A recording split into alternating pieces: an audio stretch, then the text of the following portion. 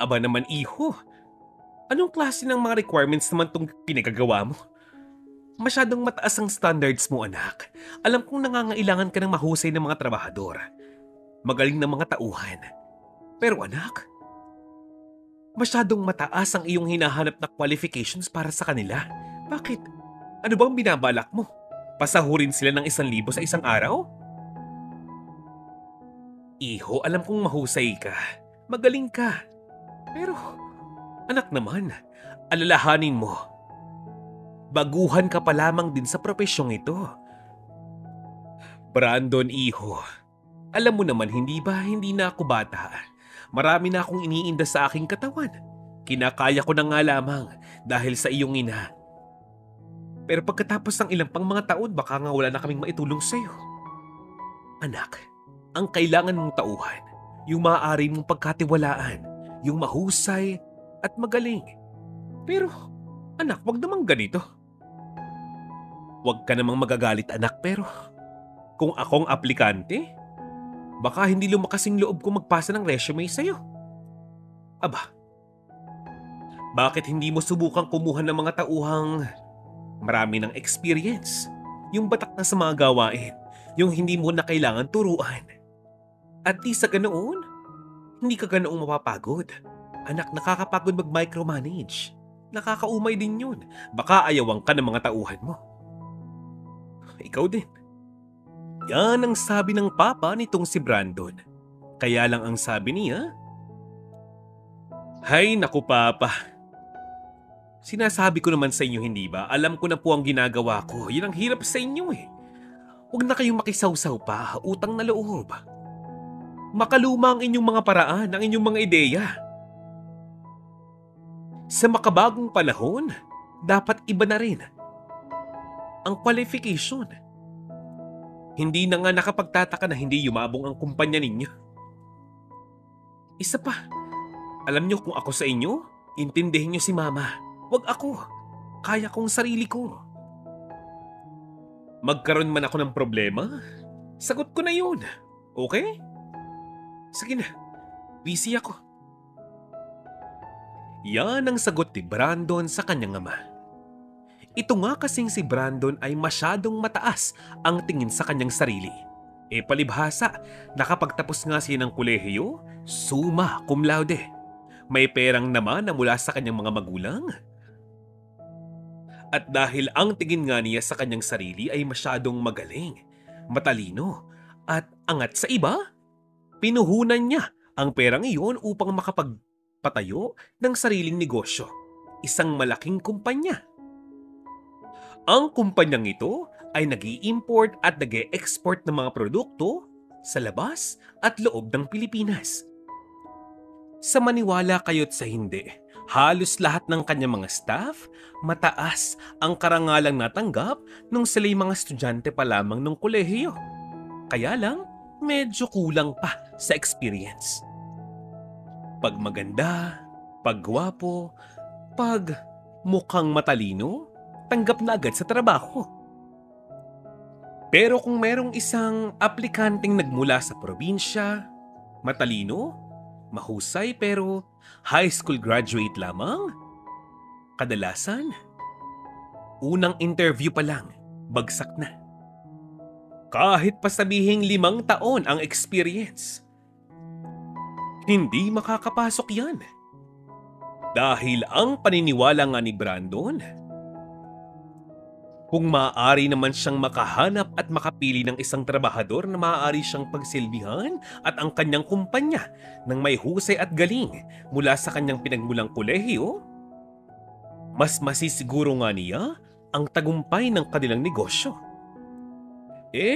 Ewan ko ba, para kay Brandon, minamahina niya ang mga taong hindi nakapagtapos ng pag-aaral. Kasi nga, para kay Brandon, higit na napakahalaga ng edukasyon kumpara sa ibang bagay sa buhay natin. Ikaw, Kavoni Malia, para sa'yo, gaano nga ba kahalaga ang edukasyon? Ito nga ba ang pinakamahalagang aspeto ng buhay natin? Comment down below. Balik po tayo sa ating istorya. Dahil sa paniniwala nitong si Brando, hindi maiiwasang kumalat ang kanyang pangalan. Ang kanyang paninindigan ay hindi niya lulubayan. Yan ang sabi ni Brando. Kahit pasabihin ng kanyang mga dating kaibigan na masyado na nga itong yumayabang. Para sa kanya, so what? Wala daw siyang pakialam. Ni hindi na nga niya pinapakinggan ang sinasabi sa kanya ng kanyang dalawa pang kapatid na nasa Amerika. Bakit daw ba siya papakialaman? Kanyang negosyo yun. Kahit naman daw kailan, hindi siya nangialam sa buhay ng mga ito. Nung simula, okay naman ang negosyo nga ni Brando. Kasi nga, bago. Pero habang tumatagal, gumugulo, lumalabo. Isa-isang nag-aalisan ang kanyang mga tauhan. Kasi nga itong si Brando, napakapangit din ng kanyang mga paraan upang mag-manage ng mga tao. Hindi siya ganun kahusay, wala siyang alam. At wala siyang pakialam. Maraming nagpapayo kay Brandon. Kamag-anak niya, ng mga dating guro, ilang mga kaibigan, ilang mga pinsan pero lahat sila tinatawanan nga lamang ni Brandon. Alam niyo ba kung ano pang mas nakakainis dito? Si Brandon, mismong mga magulang na nga niya ang hindi pa niya magawang irespeto at igalang. Samantalang lahat ng meron siya ngayon mula sa kanyang mga magulang. Napapakamot na nga lamang ng ulo ang mga tao sa paligid niya dahil ibang-iba ang ugali ng kanyang mga kamag-anak sa kanya. Namumukod-dangi talaga siya. Kaya lang, ang negosyo ay negosyo. Sa paglipas pa nga ng mga buwan at mga taon, tila ba tinitingala na ng mga tao ang kumpanya nga ni Brandon. Ganun talaga ang negosyo. May mga pagkakataong ang mga nagiging kliyente nitong sina Brandon ay kaugali nga niya. Kaparehong-kapareho niya. At yon ang mga taong palagi niyang sinasamahan. Ang mga taong palagi niyang nakikita. At sa tulong ng mga taong ito, ginabayan nga nila si Brandon upang magawa niyang maisaayos ang ilang pang sistema ng kanyang kumpanya upang mas maging sikat ito, lalo na sa mga online platform. Hindi nagtagal, nakilala ang kanyang negosyo, ang kanyang kumpanya ng mga bigating negosyante at mga kliyente. Kaliwat kanan ang mga investors. Kapag kaharap niya ang mga tao, akala mo bagay maamong tupa.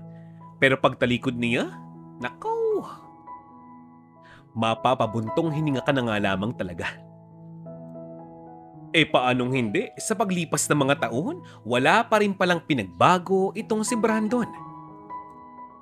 Sobra niya kung maliitin ang mga negosyanteng maliit lamang ang negosyo. Maliit lamang ang kita. Grabe pa niya kung laitin at hamakin ang mga taong noon ay tumulong sa kanya na umangat. Lalo na yung mga taong unang na-hire niya sa kanyang kumpanya na ngayon, sa awa ng Diyos, ay hindi na nga nagtatrabaho pa sa kanya. Mas piniling gumawa ng sariling paraan upang kumita nang hindi umaasa kay Brandon. Patuloy sa pagkita ang kumpanya nga ni Brandon. Malaking pera na nga ang kanyang kinikita. At para sa kanya, walang mali sa kanyang mga paraan. Kasi kung mali ang kanyang ginagawa, di sana matagal nang lumubog sa utang ang kanyang kumpanya. Sino nga naman ba ang kanyang mga kapatid at pamilya para pakialaman siya sa kanyang mga pasya? Gayong wala naman silang alam at di hamak na mas mahusay siya sa kanila. Yan ang nasa isipan niya. Hindi niya nga napapansin na para bang puro na nga lamang trabaho at negosyo ang nasa kanyang isipan. Wala na nga siyang panahon para kausapin at kamustahin pa ang kanyang mga kaibigan. Hanggang isang araw, nakita niya sa posts online Ilan sa kanyang mga colleagues at dating katrabaho, dating classmate ng kolehiyo at high school, aba, masayang masaya sa mga reunion. Napakaligaya ng mga pictures nila. At mukhang nag-i-enjoy talaga sa buhay na meron sila. Yung isa, regular na sa kanyang trabaho at mayroon ng pamilya. Mayroon ng 3 anak at masaya sa piling ng kanyang asawa. Yung isa naman, sa wakas ay nakapag-abroad na. Ang dating nga niyang best friend nung high school, manager na sa isang hotel. Iba't ibang mga tagumpay ang naabot ng kanyang mga dating kaibigan. Pero para sa kanya, hindi yun dahilan upang siya'y mainggit o tamaan. Bakit naman? Ang mga anak nga daw, naku, pakain lang yan, pabigat lang yan. Bakit pa mag-aasawa? Bukas isang araw, lolokohin ka rin yan. Makikihati lamang ang mga yan sa kayamanan nga daw niya. Naku, di bali na lang. Kasi nga daw, kahig isang tuka lamang ang mga ito. Ang sinasahod nila ng isang buwan? Naku, baka pambayad lamang niya ng dinner sa isang resto. Ilan sa mga batchmates nga niya, sinubukan siyang imbitahin sa isang reunion. Isinali pa siya, isinama pa siya sa mga group chat. Pero walang interes si Brandon, kaya agad siyang nag-leave. Pero bago siya umalis sa group chat na iyon, nag-iwan pa siya ng isang voice message. Ang sabi niya, "Pwede ba? Huwag nga kayong chat ng chat sa akin. Busy akong tao, alam niyo yan. Kung gusto niyo mag-outing, bahala kayo. Kung gusto niyo magpalawan, Boracay o ano pa bang lugar sa Pilipinas, bahala kayo sa mga buhay ninyo. Huwag niyo na akong isali. Mauubos lamang ang panahon ko sa inyo eh. Inaabala niyo lamang ako. Huwag niyo naman sanang mamasamain ang mga sinasabi ko. Maswerte kayo. Marami kayong oras at panahon para mag-enjoy. So what kung may anak ka na? So what kung may pamilya na kayo? Wala akong pakialam at hindi ko yung kailangan malaman. Okay?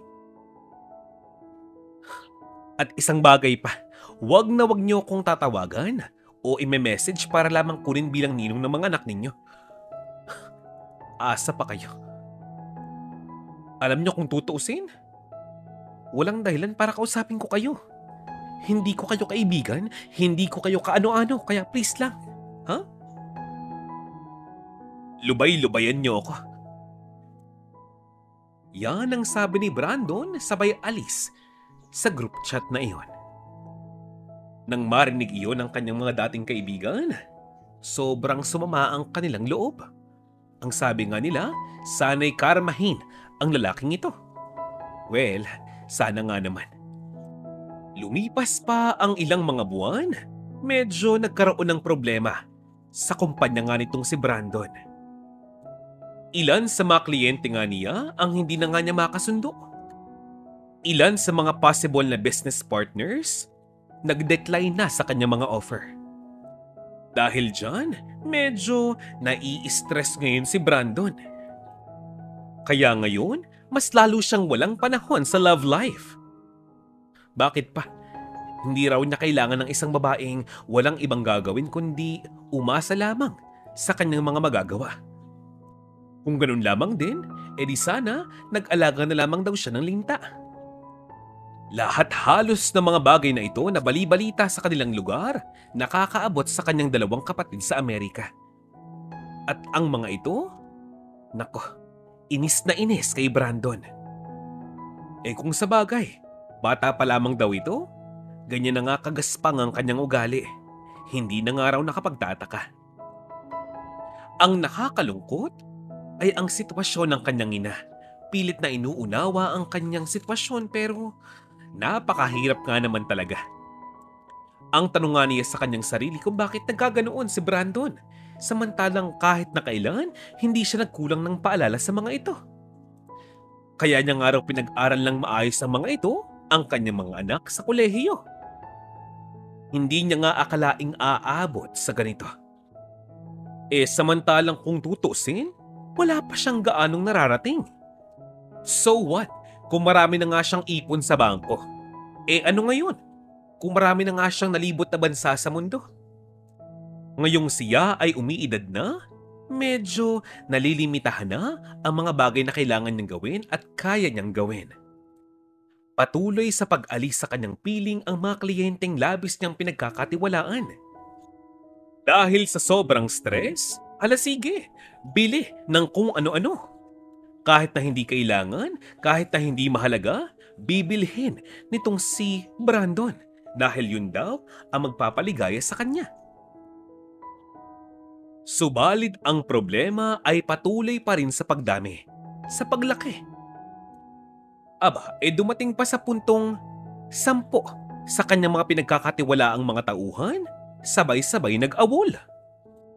Kaya sa malamang, sa sobrang galit niya, ang napagbuntunan nga niya ay ang ilang pa niyang mga staff. Naisipan naman ni Brandon, kung maraming aalis, sa malamang, maraming babalik. O kung hindi man bumalik, kayang-kaya nga daw niyang palitan. Naisipan niya na mag-post sa online ng hiring. Announcement ito para sa mga taong gustong magtrabaho sa kanyang kumpanya. Bakit nga naman hindi? Kilala na nga ang kanyang company. Lumipas ang mga araw, ilang pang mga linggo. Kahit nagtaas na nga siya ng salary para sa mga tauhan niya, ni isa, walang sumusubok mag-apply sa kanya. Wala ni isang email ang nakakarating sa kanyang inbox. Ni isang chat man lamang sa Facebook at Messenger. Sa Instagram, kahit sa WhatsApp ay wala din. Kaya lang, wala talaga. Wala nang pumapatol sa kanyang mga posts online. Kaya naman, naisipan niyang bakit hindi siya kumuha ng mga trabador online doon sa ibang bansa. Baka naman nga sakaling mahuhusay talaga ang mga tauhan doon. Willing siyang magbigay ng malaking sahod, basta handang sundin ang kanyang mga utos. Ginamit niya ang kanyang mga koneksyon sa ibang bansa. Kaya lang, makalipas lamang ang halos 2 buwan, lahat ng mga sumubok mag-apply sa kanya mula sa abroad, nag-back out na. Alam niyo naman, sa panahon ngayon, instant na ang balita. Nakaabot sa mga taong ito at sa kanyang iba pang mga kliyente ang kanyang masamang background. Kaya naman ang kanyang mga kliyente sa Hong Kong, Japan, Thailand, Singapore, at ilang parte sa China, sabay-sabay na nag-quit dito kay Brandon. Ganoon din ang kanyang mga kliyente, isa-isang nawawala. Hanggang sa mas lumaki na ang lahat ng expenses ni Brandon kumpara sa kanyang makita. Ganoon pa man, tiniis niya ang lahat. Sinikap niyang maibangon ang kanyang kumpanya pautay-utay. Ipapakita niya sa mga tao na hindi pa siya kinakarma. Hindi pa ngayon. Sinubukan niyang kumuha ng endorser gamit ang ilang mga celebrity online, lalo na sa mga online platform. Marami yan. Nakakuha naman siya. 3. Mahuhusay. Magagaling na mga endorser. Kaya lang, alam niyo na, magastos. Pero sumugal pa rin itong si Brandon para sa kanyang kumpanya, para sa kanyang paniniwala. Kaya lang, hindi pa rin nga ito umepekto. Makalipas lamang ang 5 buwan, parang walang nangyari. Pero wala pa ring titibag sa yabang at ego ni Brandon. Sa matagal na panahon, hindi niya kinakausap o kinakamusta man lamang ang kanyang mga magulang, ang kanyang mga kapatid. Sabihin na nga lamang nating nagkanya-kanya na nga sila. Mga ka-Vonny Malia, na-mention ko na ba sa inyo? Minsang nagkaroon ng kasintahan nga itong si Brandon. Kaya lang, LDR nga sila. Ganoon pa man, ramdam na ramdam ng kanyang kasintahang ito ang kanyang pagiging toxic. Kaya sa huli, naghiwalay pa rin sila. Nagpatuloy sa pagbagsak ang kumpanya nga ni Brandon hanggang sa halos wala na nga siyang kliyente. Lahat na nga ng kanyang alam na diskarte, ginawa na nga niya. Pero wala pa ring umepekto. Anong kanyang gagawin? Maging ang kanyang ipon sa bangko, nagalaw na nga niya. Ngayon pa lang niya maiisip na bakit nga kaya hindi siya humingi ng payo at tulong sa kanyang ama't ina, sa kanyang mga kapatid. Ang ngayon, problema nitong si Brando ay galit nga sa kanya ang kanyang mga kapatid.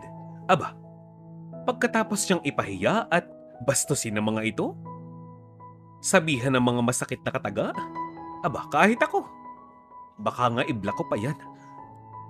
Ngayon pa siya makakaalala, ngayong matindi na ang karamdaman ng kanyang ama? Ni wala nga siyang ideya na hindi na rin maganda ang kalusugan ng kanyang ina? Na kahit isang beses ni hindi siya mangamusta sa loob ng ilang mga taon? Para sa mga kapatid ni Brandon, bahala na nga daw siya sa buhay niya. Isang araw, nabalitaan nga ng mga ito na ito palang si Brandon, wala ng kumpanya. Bankrupt na nga daw ito. Nasaan siya ngayon? Nasa bahay na lamang, nakatambay doon. Ngayon pa lamang niya mararanasan ang mabuhay mag-isa. Ngayong meron na nga siyang iniinda rin sa kanyang katawan. E paanong hindi? Tumatanda na. Hanggang sa pasukin ng depresyon at takot, nerbiyos at sobrang pangangamba ang isipan ni Brandon. Ang pangarap niyang buhay noon, halos makamit na nga niya. Ngayon, halos wala na. Alaala na nga lamang ang lahat. Ang nakakalungkot, si Brandon ngayon mayroon ng sakit sa bituka. Ang sabi nga ng mga doktor, kailangan na nga niyang maoperahan pero anong pera ang kanyang gagamitin ngayon? Puro na nga siya loan. Puro na nga siya utang.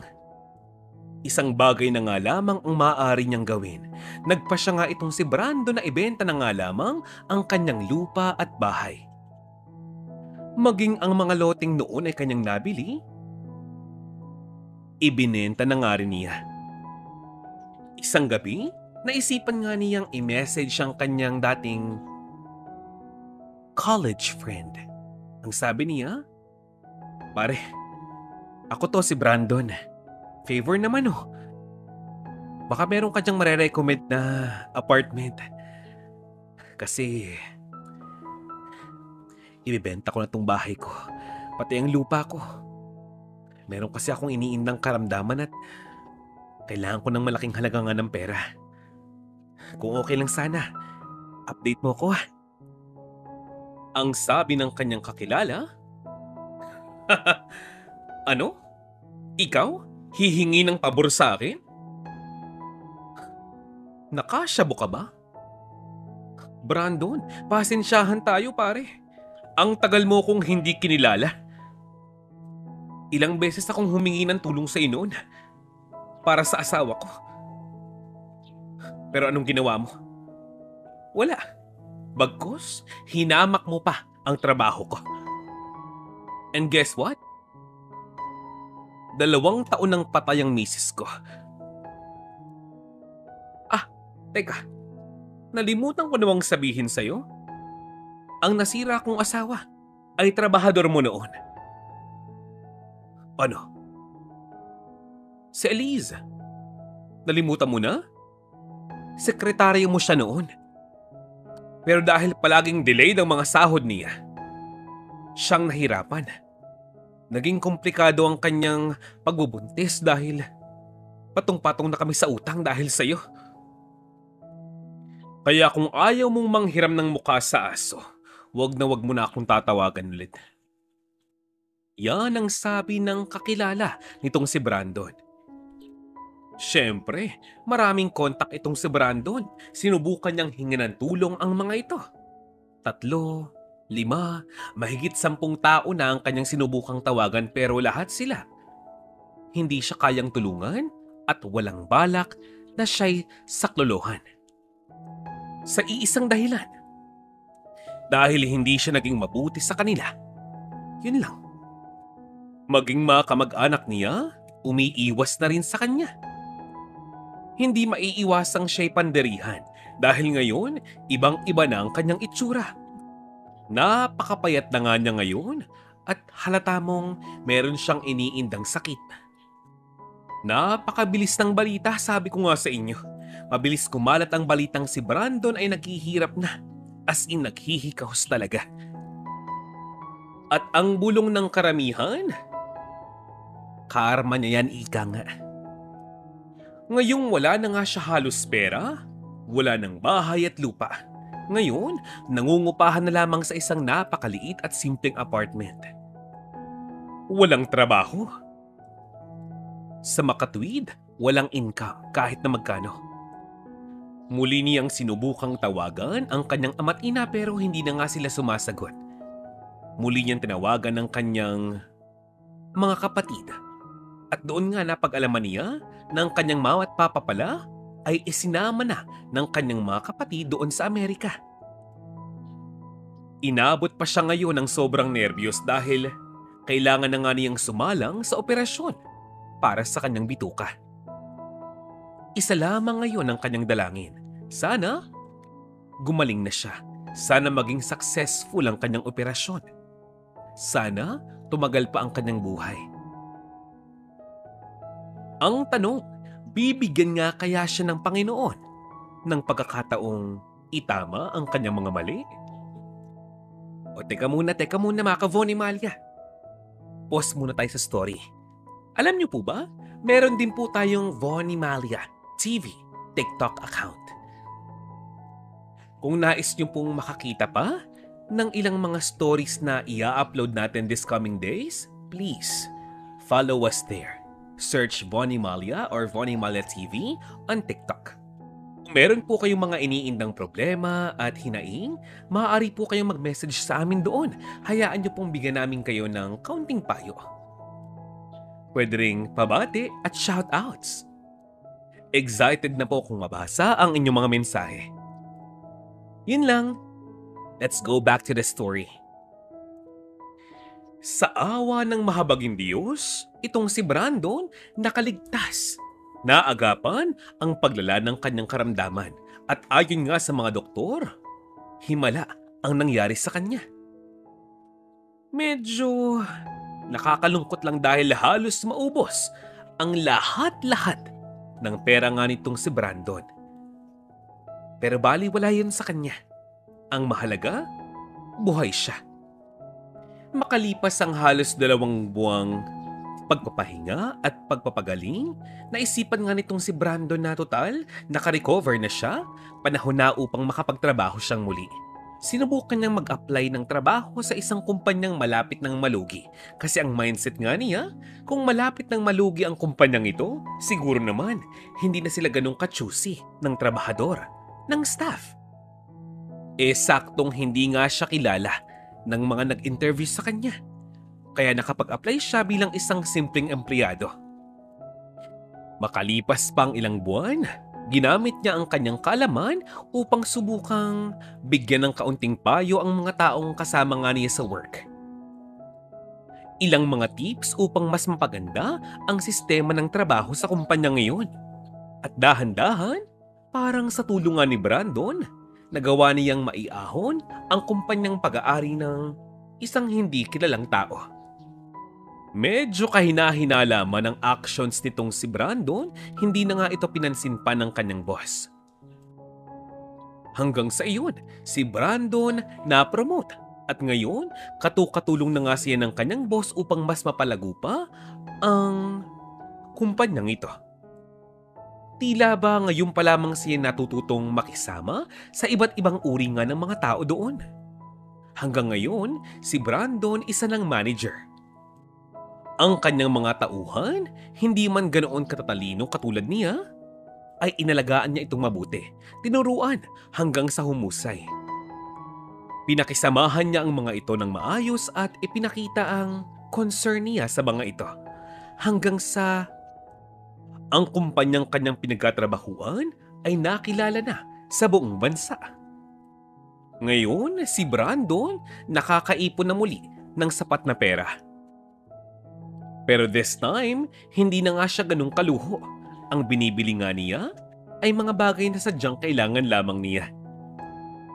Ang balak nga sana nga niya, ang perang naiipon niya ngayon, nais niyang itulong sa kanyang ama't ina.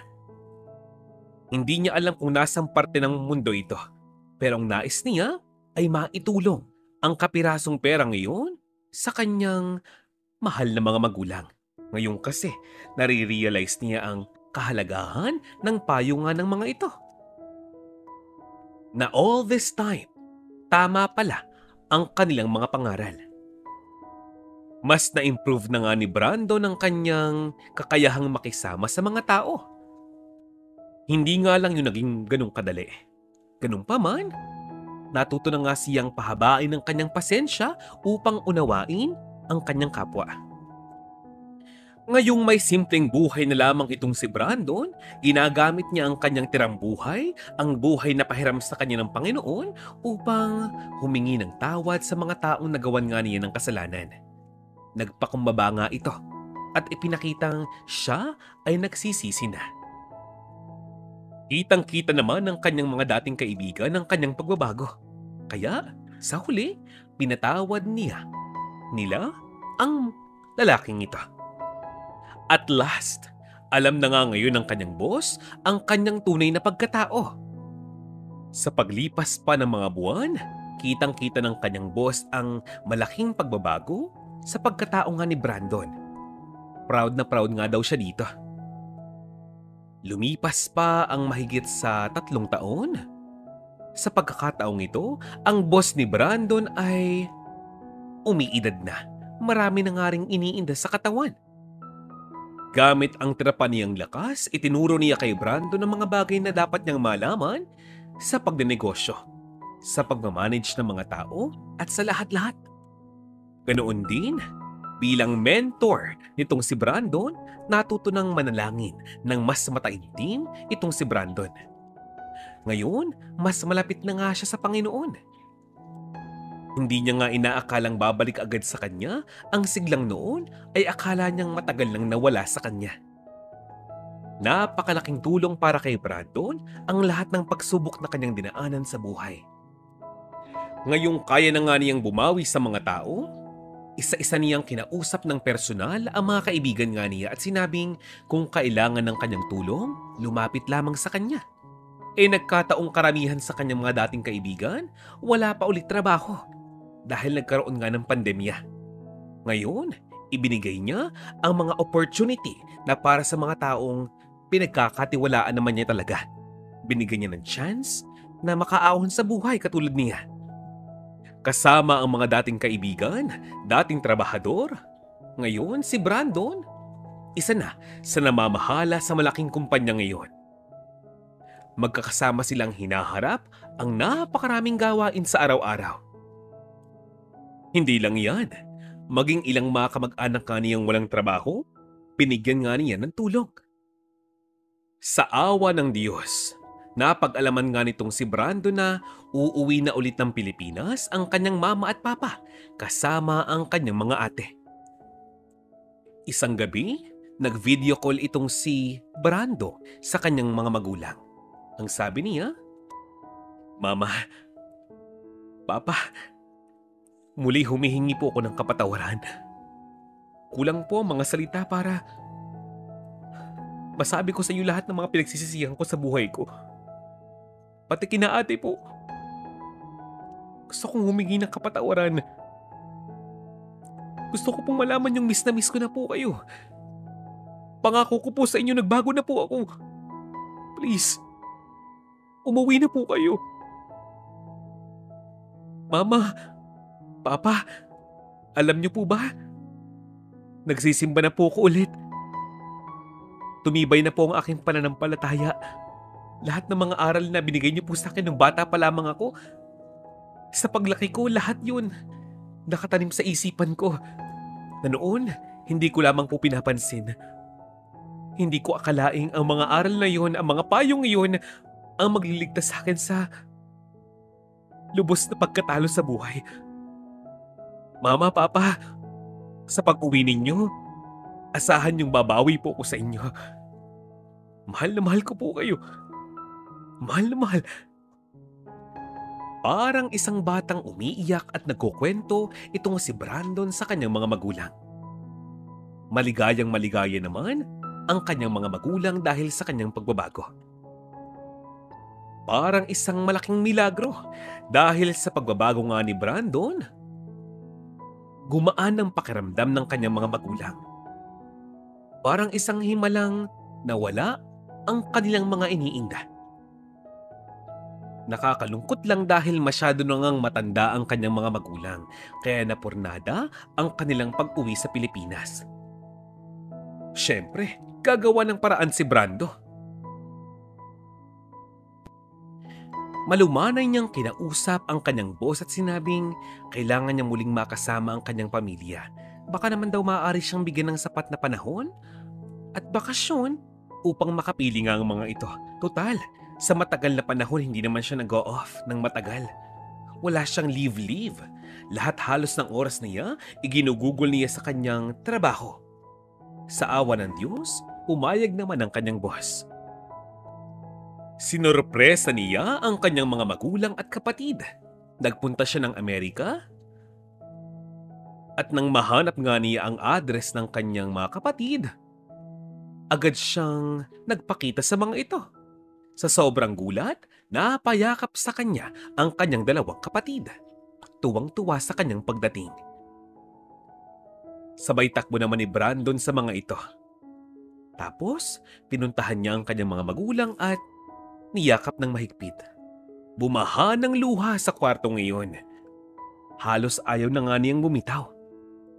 Labis ang pagkasabik nitong si Brandon sa kanyang pamilya. Tumagal itong si Brandon sa Amerika ng mahigit sa 1 buwan. Kaya lang dahil maraming taong umaasa nga sa kanya sa Pilipinas, kailangan niya muling makauwi agad.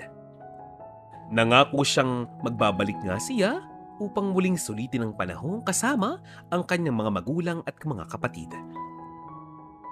At least ngayon, umuwi man siya ng Pilipinas, maayos na ang kanyang koneksyon sa kanyang pamilya. Makalipas pa ang halos 2 buwan, dahil sa katandaan, patuloy na nang hina ang katawan ng kanyang mga magulang. Bedridden na nga mga ito. Ganoon pa man, ubos man halos ang lakas. Grabe pa rin ang kanilang tuwa nang dumating muli itong si Brandon sa Amerika. May kasama itong babae at sabi nga niya, ito nga raw ang kanyang asawa. Ang kanyang magandang balita sa kanyang mga magulang, buntis na nga raw ito. Ang kanyang asawang ito na si Liza ay nagdadalang tao na. Kambal pa. Walang hanggang kaligayahan ang nararamdaman ng mga magulang ni Brandon at ng kanyang mga kapatid. Bakas sa kanilang mga labi ang kaligayahan.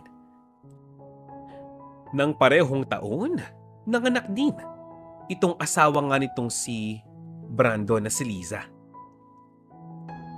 At least inabutan pa rin ng kanyang mga magulang ang kanilang apo.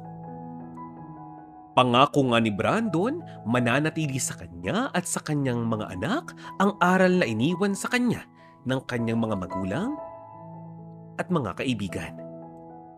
Salamat sa Diyos. Mga ka-Von Imalya, dito na po nagwawakas ang ating istorya ngayong araw na ito. Muli, maraming salamat po. Shout out time! Nais ko pong batiin ang ating mga followers sa TikTok, sina Isel Ilagan, Erlinda Claveria, Janine Cutanda, Helen Carido, Ana Angel, Cancer Girl, magandang araw. Hello din po sa inyo, Miss Emeliza. Sa inyo rin po, Miss Eliza Eusebio, Yolinda Castillo, Dailina Bor, Evangeline Scubert, Beatrice Bihaire, Azilana's Kitchen, Kwentong Tinig, Alfredo Sigua at Priscilla Batan. Hello po sa inyo, Miss Mary Eslabra, Emilio Valdez, Mariz Alubaw, Salima Sultan, Virgie, at Imelda Budino. Muli, mga ka-Vonny Malia, maraming salamat po sa inyong patuloy na pagsuporta.